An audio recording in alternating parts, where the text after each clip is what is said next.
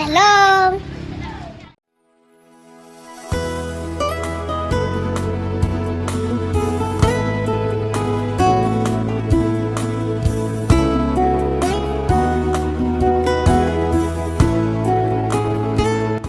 Salam, saudara-saudaraku yang terkasih dalam Yesus Kristus. Dalam menjalani kehidupan ini, kita diperhadapkan dengan berbagai persoalan dan tantangan kehidupan ini. Dan oleh karena itu, di Minggu Sengsara hari ini, biarlah kita dituntun dengan kebenaran firman Tuhan yang akan menjadi motivasi kita, sehingga kita boleh kuat menghadapi persoalan-persoalan yang akan menggiring kehidupan kita hari ini dan selama-lamanya. Oleh karena itu, firman Tuhan yang akan menjadi kekuatan kita dalam menjalani kehidupan ini, saya angkat dalam kitab Yesaya pasal 53 ayat yang keempat hingga berakhir pada ayat yang kelima. Sebelum kita membaca dan merenungkan bagian sabda Tuhan, marilah kita berdoa. Terpujilah nama-Mu ya Tuhan, Bapa yang kekal kudus. Kami bangga, kami bersuka cita dan bersyukur padamu Tuhan, oleh karena kebenaran Tuhan senantiasa menjadikan kami kuat dalam menjalani kehidupan ini. Tapi sesungguhnya kami sadar bahwa ketika firman Tuhan diperdengarkan bagi kami semua, kami manusia yang memiliki kelemahan dan keterbatasan, kami tidak mampu mengartikan kebenaran itu dalam hidup kami. Oleh sebab itu Tuhan, kami mengundang Engkau datang dan hadir bersama kami, agar kebenaran firman Tuhan yang akan kami baca dan kami renungkan, biarlah kami dapat menerima dalam ladang hati kami, lalu pada akhirnya kami jadikan itu sebagai kesaksian iman di mana saja kami ada. Bersabdalah bagi kami ya Tuhan, karena kami anak-anak-Mu sudah siap mendengarnya. Dalam nama Yesus Kristus yang adalah firman yang hidup itu, kami berdoa. Amin. Bapak, Ibu, saudara-saudara terkasih dalam Yesus Kristus, firman Tuhan yang akan mendasari kehidupan kita dalam menjalani minggu-minggu sengsara di saat ini, saya ambil dalam kitab Perjanjian Lama, Yesaya pasal 53 ayat yang keempat hingga ayat yang kelima. Ayat yang keempat berbunyi, tetapi sesungguhnya penyakit kita lah yang ditanggungnya, dan kesengsaraan kita yang dipikulnya. Padahal kita mengira dia kena tulah, dipukul dan ditindas Allah. Tetapi dia tertikam oleh karena pemberontakan kita, dia diremukkan oleh karena kejahatan kita. Ganjaran yang mendatangkan keselamatan bagi kita ditimpakan kepadanya, dan oleh bilur-bilurnya kita menjadi sembuh. Demikianlah firman Tuhan. Shalom. Bapak, Ibu, saudara-saudara terkasih dalam Yesus Kristus, yang menjadi tema renungan kita pada hari ini yaitu menderita bersama Kristus. Sudah pasti kita semua mempunyai harapan bersama, supaya kalau dapat kehidupan yang kita jalani, kita senantiasa berada dalam suasana yang menyenangkan. Kita semua bergumul dalam doa agar Tuhan yang menghindari dari berbagai persoalan, tantangan, cobaan, penderitaan, bahkan sakit penyakit termasuk ancaman virus corona yang sementara mewabah di belahan bumi, termasuk di negeri tercinta ini. Namun yang terjadi adalah seringkali harapan dan doa kita tidak jatuh pas dengan apa yang menjadi kenyataan yang kita alami. Menjadi pertanyaannya, mengapa demikian? Jawabannya, karena hidup itu adalah perjuangan. Hidup adalah perjuangan, dan karena itu maka kita sebagai pengikut-pengikut Kristus, untuk menemukan jalan hidupnya, mesti juga ditantang dengan berbagai persoalan. Kita juga harus ditantang dengan berbagai tantangan dan penderitaan. Supaya apa? Supaya selain kita lebih dekat kepada Tuhan, tetapi juga kita semakin sempurna di hadapan Allah. Karena kemungkinan besar ketika kita tidak diperhadapkan dengan berbagai persoalan dan tantangan hidup, maka terkadang kita tidak pernah kuat ketika ada tantangan dan cobaan hidup. yang menimpa kehidupan kita. Yesaya 53 ayat 4 sampai dengan ayat yang kelima sebenarnya memotivasi kita, mendorong kita untuk mengerti akan hamba Tuhan yang menderita.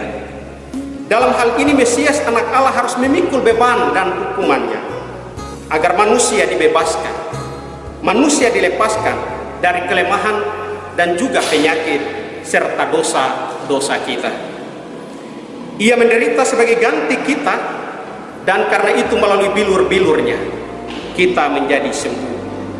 Saudara-saudaraku yang terkasih dalam Yesus Kristus, menjalani minggu-minggu sengsara Tuhan Yesus Kristus, kepada kita sebagai pengikut-pengikut Kristus, kita juga harus mengambil bagian dalam penderitaannya. Kita digiring dengan berbagai persoalan, tantangan, cobaan, penderitaan, bahkan virus corona yang sementara ini menjadi musuh besar di sekitar kita. Karena itu sebagai pengikut-pengikut Kristus dalam menjalani kehidupan, berdirilah teguh, jangan goyah, tetaplah tenang supaya kita dapat berdoa lebih sempurna lagi. Ingat dan percayalah, di deretan persoalan, di deretan penderitaan yang kita alami, di ujungnya pasti ada sukacita.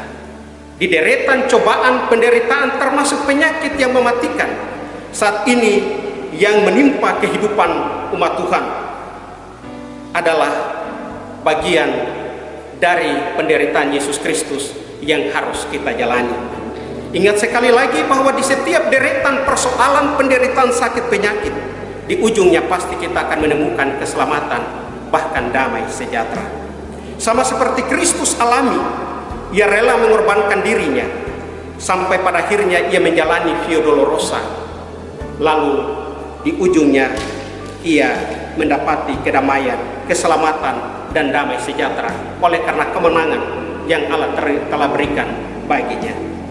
Bapak, Ibu, saudara-saudara terkasih dalam Yesus Kristus, marilah dalam kekuatan iman kita kepada Tuhan, jangan goyah, tetaplah berdoa, mengucap syukurlah kepada Allah, sebab hanya itulah yang dapat memenangkan kehidupan kita dalam situasi kehidupan yang penuh dengan ketakutan ini, yang penuh dengan kebimbangan. Kita percaya bahwa Tuhan Yesus Kristus yang mati dan bangkit itu akan juga menyelamatkan kehidupan kita. Tuhan Yesus memberkati kita dengan firman Tuhan hari ini. Amin. Bapak, Ibu, saudara-saudara terkasih dalam Yesus Kristus, mari kita semua tenang dan kita menghampiri Allah dalam doa. Kita berdoa. Tritunggal Allah Bapa, Anak, dan Roh Kudus, ketiganya kami sapa hanya di dalam Anakmu Yesus Kristus yang mati dan bangkit bagi kami. Kami bersyukur padamu Tuhan, oleh karena di tengah kebimbangan, kekhawatiran, bahkan putus asa, oleh karena berbagai persoalan yang kami hadapi, Tuhan masih memperkenankan kami untuk berjaga-jaga di sekitar kami. Bahkan di tengah persoalan yang kami alami saat ini, kami juga masih tetap dimungkinkan oleh Tuhan membaca dan merenungkan sabda Tuhan. Tetapi sungguh kami menyadari Bapa, bahwa kami manusia yang penuh dengan kelemahan.